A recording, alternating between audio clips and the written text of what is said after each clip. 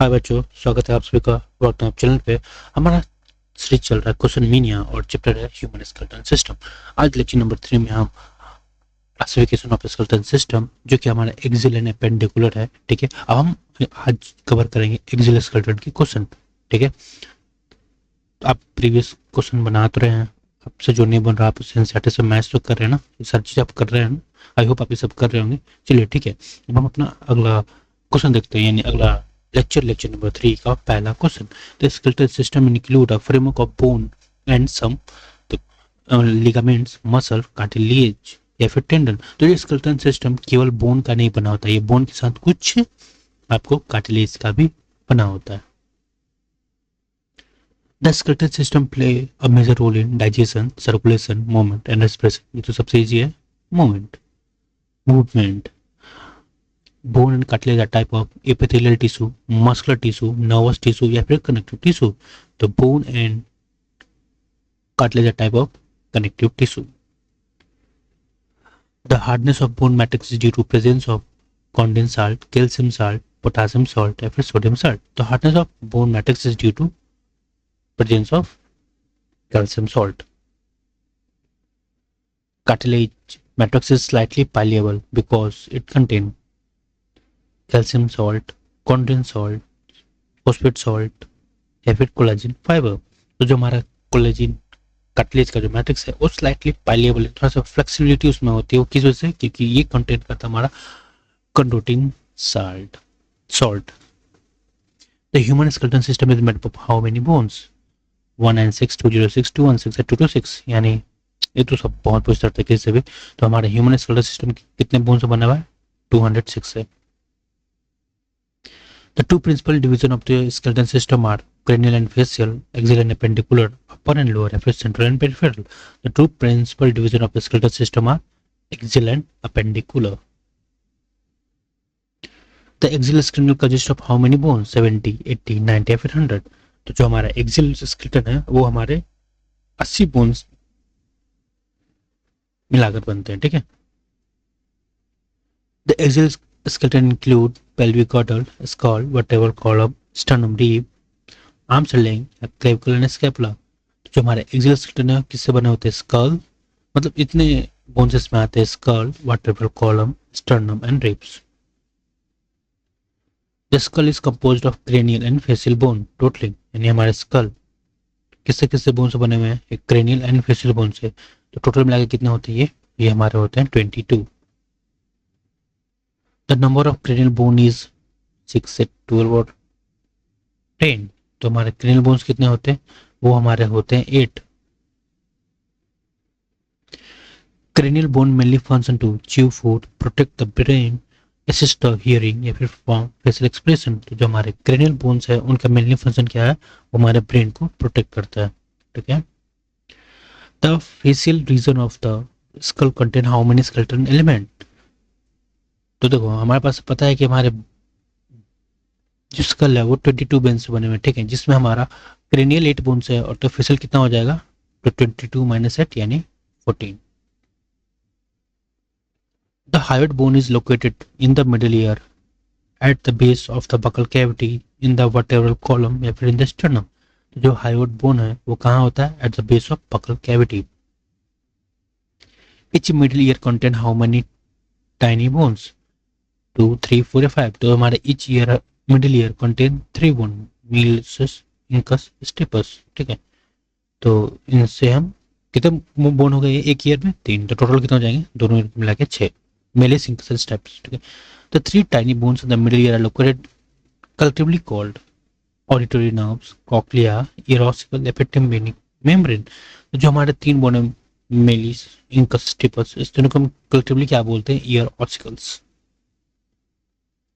The skull articulate with the vertebral column with the help of the 2 temporal condyli, the 2 occipital condyle, 1 frontal condyle या फिर 1 esophageal condyle। जो हमारे school है वो vertebral column से किसके थ्रू आर्टिकुलेट करता है, टच करता है? वो आपके 2 occipital condyles। The type of skull in human based on articulation with the vertebral column is monocephalic, dicondylic, ट्राइकोंडाइलिक या फिर एकोंडाइलिक। जो हमारा ह्यूमन स्कल है बेस्ड ऑन द आर्टिकुलेशन, यानी कितने आर्टिकुलेशन थे, 2 आर्टिकुलेशन थे, तो उसे हम क्या कहते हैं, dicondylic. The vertebral column is form by how many serially arrange unit called vertebra. जो हमारे वर्टेब्रल कॉलम है वो यूनिट से बनता है वर्टेब्रा। वो टोटल नंबर कितने होते हैं उनके, 24, 26, 28 या 30? 26। The vertebral column is located vertebrally, laterally, dorsally या फिर anteriorly। तो जो हमारा vertebral column है वो कहाँ लोकेट होता है, वो आपका dorsally रीजन में लोकेट होता है, यानी back side. Vertebral column extend from the base of skull and form the main framework of the head, limb, trunk, pelvis। जो हमारा vertebral column है एक्सटेंड कहाँ से करता है, स्कल के बेस से, और कहाँ तक एंड करता है, लोअर पार्ट में। तो क्या फॉर्म करता है, ये फ्रेमवर्क फॉर्म करता है ट्रंक का।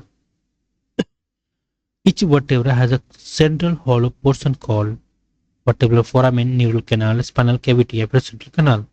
तो हर एक वर्टेब्रा के पास एक हॉलो पोर्शन होता है उसके सेंटर में, जिसे हम कहते हैं neural canal. What structure passes through the neural canal of the vertebra? Aorta, spinal cord, vertebral artery या फिर peripheral nerve। उस न्यूरल कैनाल से क्या पास करता है, आपका spinal cord. The first vertebra is called the axis, atlas, cervix या फिर थोरैक्स। द फर्स्ट वर्टेब्रा को हम बोलते हैं एटलास, सेकेंड वाले को कहते हैं एक्सिस। तो फर्स्ट वर्टेब्रा को क्या कहते हैं, atlas. Atlas the atlas articulate with the facial bone, sternum, occipital condyles या फिर स्टर्नम। जो हमारे atlas articulate with occipital condyle of the brain, brain मतलब। The vertebral column is divided into how many region, 3, 4, 5 या 6। तो जो हमारा vertebral column है वो कितने रीजन में डिवाइड होते हैं, वो आपके 5 रीजन में डिवाइड होते हैं। Starting from the skull, the region of vertebral column. देखो ये आपके 5 रीजन है। अब कैसे कैसे नेमिंग है ये देखिए। सबसे पहले आपका थोरासिक आता है, नहीं, सबसे पहले आपका सर्वाइकल आता है, गर्दन वाला। देन आपका थोरासिक, रिब के पीछे होता है। देन आपका लंबर, देन सर्कल एंड कोक्सियल। ठीक है, ये आपके 5 रीजन में हमारे वर्टेब्रल कॉलम डिवाइड होते हैं, cervical, thoracic, lumbar, circle, sacral और कोक्सियल। सर्वाइकल बोल्ट कितने होते हैं, 7। थोरेसिक सॉरी सर्वाइकल वर्टेब्रल कितने होते हैं, 7 नंबर में होते हैं। थोरेसिक कितने होते हैं, 12 नंबर में होते हैं। लंबार कितने, 5 नंबर में। सैक्रल, सैक्रल 1, जो कि मतलब फ्यूज्ड होते हैं, और कोक्सियल भी 1 होते हैं, जो कि बहुत से बोन से फ्यूज बने होते हैं। ठीक है, तो टोटल जब आप बोन मिलाएंगे इन सबके तो 26 नंबर में होते हैं। ठीक है, तो कोई कैसे स्टार्टिंग है, cervical, thoracic, lumbar, sacral, coccygeal, 5 region मिल के ना। The number of cervical vertebra in human and the most mammals. Cervical कितने थे, 5 है ना।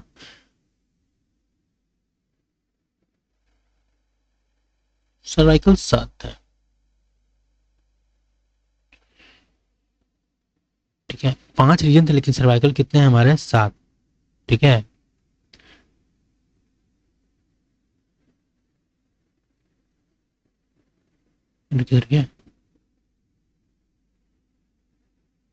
The number of thoracic vertebra is 12।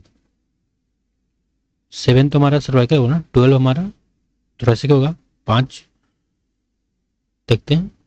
अरे ये सब था। तो the number of lumbar vertebra is 5। The sacral region of adult consists of 5 separate bone, 7 separate bone, 12 separate bone या फिर 1 fused bone। जो sacral region है वो adult कितना कंसिस्ट है, 1 fused bone से। ठीक है, 5 separate bone आपका किसमें होते हैं, लंबार रीजन में 7, सर्वाइकल 12, थोरैसिक 1 आपके ये फ्यूज होते हैं sacral region में। The coaxial region is an adult consist of 1 fused bone। ये भी sacral और coaxial हमारे adult में बोन से बोन के फ्यूज होने से एक बोन फॉर्म करते हैं। ठीक है, which of the following is not a function of vertebral column. Protect the spinal cord, बिल्कुल होगा। सपोर्ट द हेड, काम करता है। प्रोड्यूस ब्लड से, नहीं। Serve as a point of attachment for the ribs, yes. तो इसमें कौन सा फंक्शन नहीं है, produce blood cell. The sternum is located on which side of thorax. Thorax, dorsal midline, ventral midline, lateral right side या फिर lateral left side. जो हमारा स्टर्नम है वो कहाँ लोकेट होता है थोरैक्स के? वेंट्रल मिडलाइन पे, यानी आगे साइड वेंट्रल साइड मिडलाइन पे। The sternum is classified as long bone, short bone, flat bone, irregular bone. तो जो हमारा स्टर्नम है वो कैसे क्लासिफाई करता है? वो आपको flat bone. How many pair of ribs are present in human body? 10, 12, 14 या 16। तो हमारे कितने पेयर्स ऑफ रिब प्रेजेंट हैं? 12, यानी टोटल रिब्स कितने हो गए? 24। पेयर बोल रहे हैं 12, लेकिन टोटल नंबर पूछेगा तो 24। तो पेयर कितने हैं? 12। Each rib is connected to dorsally, sternum, vertebral column, pelvic cord, elliptis cord। तो each rib हमारे डॉर्सल साइड में किससे कनेक्ट होता है? वर्टेब्रल कॉलम से। Each rib is each rib is connected to ventrally to the vertebral column, clavicle, sternum या scapula। तो पीछे साइड तो हमारा वर्टेब्रल कॉलम से अटैच है, तो आगे साइड किससे कनेक्ट होता है? हमारा रिब स्टर्नम से। A rib is described as a bicephalic because it has two articulation surface on its dorsal end, two curves या फिर two connection point to the sternum। तो एक रिब डिस्क्राइब होता है बाइसेफेलिक क्योंकि इसके पास टू आर्टिकुलेशन होता है ऑन इट्स डोर्सल एंड पे। The first 7 pair of ribs are known as false rib, floating rib, true rib, prochondral rib. तो first 7 pair of ribs are known as true ribs.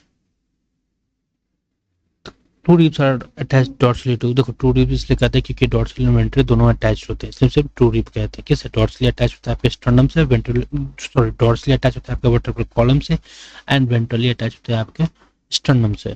ठीक है, तो इसलिए हम to rib कहते हैं। तो ये पूछा कि two ribs are attach dorsally, dorsally किससे अटैच होंगे? आपके वर्टेब्रा से। और वर्टेब्रा के कौन से वर्टेब्रा से? तो आपके थोरैसिक वर्टेब्रा से अटैच होंगे। ठीक है,